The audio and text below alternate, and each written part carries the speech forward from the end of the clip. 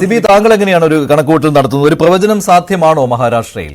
മഹാരാഷ്ട്രയിൽ വളരെ ടൈറ്റായിട്ടുള്ളൊരു കോൺടെസ്റ്റാണ് ഇപ്പോൾ നടക്കുന്നത്. ബേസിക്കലി നമുക്ക് പറയാവുന്ന 2 പോയിന്റുകളെന്ന് പറയുന്നത്, ഒന്ന്, അസംതൃപ്തി ഭയങ്കര ശക്തമാണ്, ഭരണവിരുദ്ധ വികാരം വളരെ ശക്തമാണ്.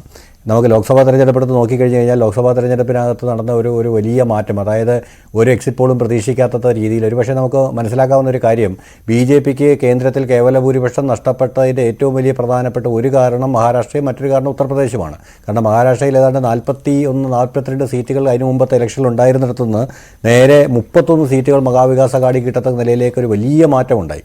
ആ വലിയ മാറ്റത്തിന് കാരണം ഈ 2 പിളർപ്പുകളും ആ പിളർപ്പുകളുള്ള ജനങ്ങളുടെ ഒരു വലിയ അസംതൃപ്തിയും കൂടിയായിരുന്നു.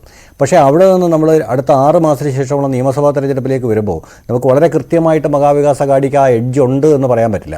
കാരണം നമ്മൾ ആത്യന്തികമായിട്ട് മനസ്സിലാക്കുന്നത്, മഹാവികാസ് അഘാടിയും മഹായുതിയും, അതായത് കോൺഗ്രസിൻ്റെ നേതൃത്വത്തിലുള്ള മഹാവികാസ് അഘാടിയും ബി.ജെ.പിയുടെ നേതൃത്വത്തിലുള്ള മഹായുതിയും തമ്മിൽ ലോക്സഭാ തെരഞ്ഞെടുപ്പിലെ വോട്ടിൻ്റെ വ്യത്യാസം കേവലം 0.16% മാത്രമാണ്.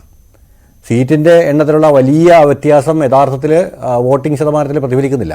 വോട്ടിംഗ് ശതമാനം ഏറെക്കുറെ. അതുകൊണ്ട് തന്നെ ഈ 20-30 സീറ്റുകളിൽ ഈ ഇലക്ഷനിൽ, ഈ നിയമസഭാ തെരഞ്ഞെടുപ്പിലെ മാർജിൻ എന്ന് പറയുന്നത് 2000-ൽ താഴെയായിരിക്കും. ഈ 2000-ൽ താഴെ മാർജിൻ വരുന്ന 20-30 സീറ്റുകളാണ് മഹാരാഷ്ട്ര ആര് ഭരിക്കുമെന്ന് തീരുമാനിക്കുന്നത്. അതായത് ഭാഗ്യം എങ്ങോട്ട് പറയുന്നു, വോട്ടിംഗ് ശതമാനം, ആരൊക്കെ വോട്ട് ചെയ്തിട്ടില്ല, ഏതൊക്കെ ചെറിയ ഭാഗങ്ങൾ വോട്ട് ചെയ്യാൻ മുന്നോട്ട് വന്നിട്ടില്ല, സ്വതന്ത്രരുടെയും ഒക്കെ വലിയ സാന്നിധ്യം അവിടെ ഉണ്ടല്ലോ അല്ലേ? റിബലുകളുടെയും സ്വതന്ത്രരുടെയും കുറേ സാന്നിധ്യം അവിടെ ഉണ്ട് എന്ന് മാത്രമല്ല, അതിനകത്ത് ഈ പറഞ്ഞതുപോലെ മഹാവികാസ് അഘാടിക്ക് അനുകൂലമായ 1-2 ഘടകങ്ങൾ ഉള്ളത് എന്താണെന്ന് ചോദിച്ചു കഴിഞ്ഞാൽ, ഈ മഹായുതിയിലെ 3 കക്ഷികൾ തമ്മിൽ ഭയങ്കരമായ ഒരു പ്രതിസന്ധി നിലനിൽക്കുന്നുണ്ട്. ഉദാഹരണമായിട്ട് ശിവസേനയുടെ ഷിൻഡെയും അജിത് പവാറിൻ്റെ എൻ.സി.പിയും ബി.ജെ.പിയും തമ്മിൽ അതിശക്തമായ ഒരു ചക്കളത്തി പോരാട്ടം വേറെ നടക്കുന്നുണ്ട്. അപ്പോൾ അതിൻ്റെ ഭാഗമായിട്ട് ഈ പരസ്പരം പരമാവധി സീറ്റുകൾ വെട്ടിക്കുറപ്പിക്കാനുള്ള ക്രോസ് വോട്ടിംഗ് സംവിധാനം നടക്കുമോ എന്നുള്ളതാണ് ഒരു വലിയ പോയിന്റ്. അടുത്ത വേറെ സംഗതി എന്ന് പറയുന്നത്, ഇപ്പോൾ നമ്മൾ മോഹൻ സാർ പറഞ്ഞതുപോലെ ഇതിനകത്ത് 152 സീറ്റുകളിൽ ബി.ജെ.പി മത്സരിക്കുന്നുണ്ടെങ്കിൽ യഥാർത്ഥത്തിൽ ബി.ജെ.പിയുടെ നേതാക്കന്മാരുടെ എണ്ണം അതിൽ കൂടുതലാണ്. കാരണം 13 പേര് ഷിൻഡെയുടെ പാർട്ടിയുടെ സ്ഥാനാർത്ഥികളായിട്ട് മത്സരിക്കുന്നുണ്ട്.